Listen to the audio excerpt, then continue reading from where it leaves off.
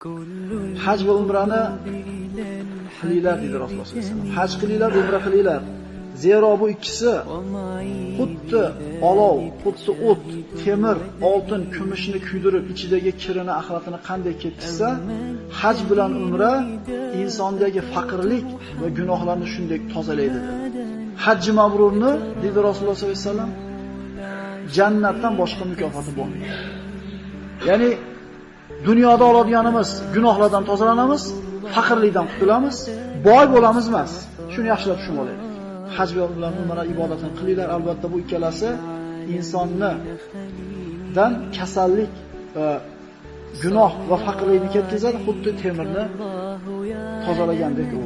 Demak, mana shu hadisga suyanadigan bo'lsak, haj bilan umra ibodatini qilgan kishi gunohdan tozalangan holatda keladi bir va faqirlik degan narsani ko'rmaydi. Muhtoj bo'lmaydi bir narsaga.